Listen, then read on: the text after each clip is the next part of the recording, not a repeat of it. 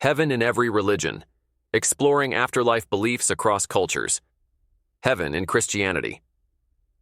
In Christianity, heaven is the ultimate destination for the faithful, where they experience eternal joy in the presence of God.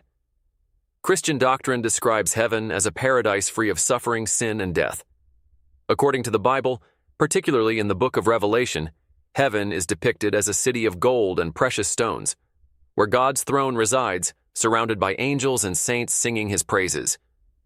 In Christianity, heaven is simply called heaven, representing the fulfillment of God's promise of eternal life.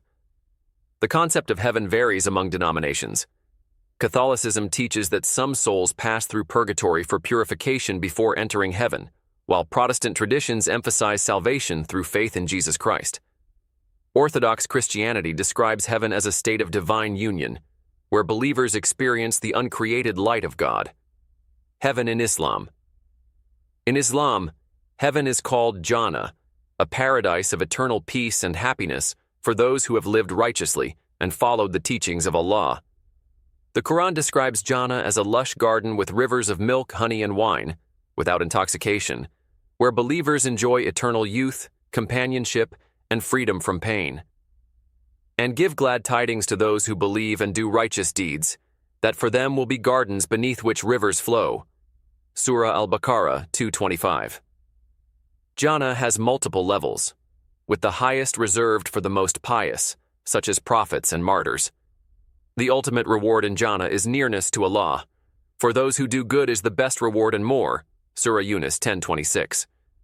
Entry into heaven depends on one's deeds, faith, and Allah's mercy, as emphasized in Islamic teachings about the Day of Judgment. And those who believe and do righteous deeds, we will surely admit them among the righteous into Jannah. Surah Al-Ankabut 29:9. However, many scholars believe that Allah's mercy can eventually lead even sinful believers to heaven after purification. Heaven in Hinduism. In Hinduism, heaven is primarily referred to as Swarga, a celestial paradise ruled by Indra, the king of the gods.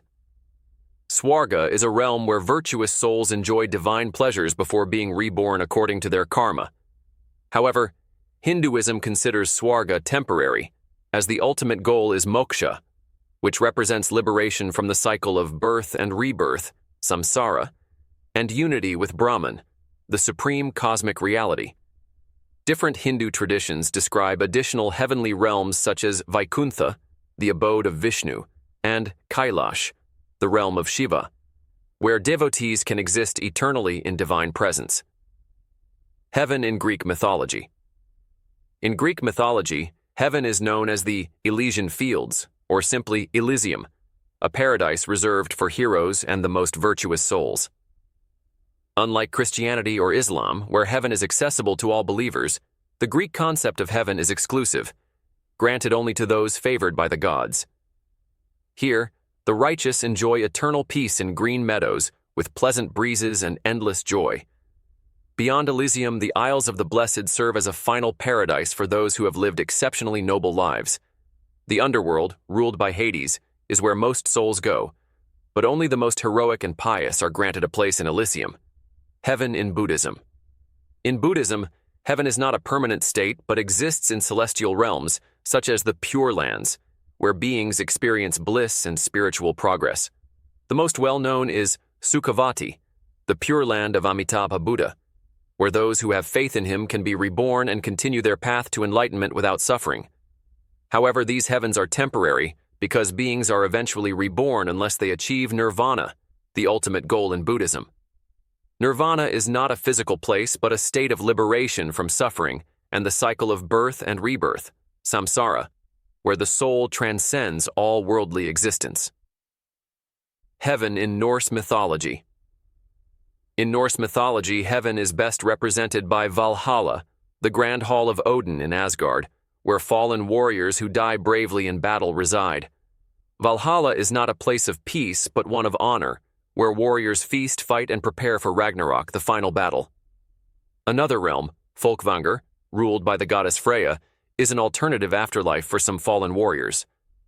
Unlike the Christian or Islamic concept of heaven, ordinary souls in Norse mythology do not go to a paradise. Instead, they travel to hell, a shadowy realm ruled by the goddess Hel.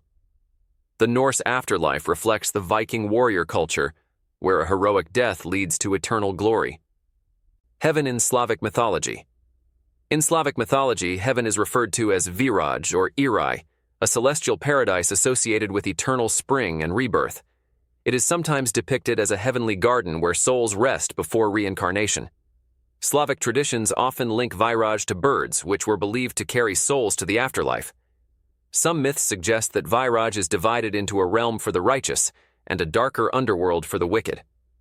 Unlike the concept of eternal heaven in other religions, Viraj is often seen as a resting place before souls return to the world in new forms. Heaven in Mormonism. In Mormon theology, heaven is described as the 3 degrees of glory, consisting of the celestial kingdom, the terrestrial kingdom, and the telestial kingdom. The celestial kingdom is the highest, where those who have followed Jesus Christ's teachings and received necessary ordinances reside in God's presence. It is a realm of eternal progression where faithful souls can even attain godhood. The terrestrial kingdom is for honorable individuals who were good but did not fully accept the gospel, while the telestial kingdom is for those who led sinful lives but did not commit unpardonable sins. Those who completely reject God and commit severe transgressions may be cast into outer darkness, a state of eternal separation from divine presence.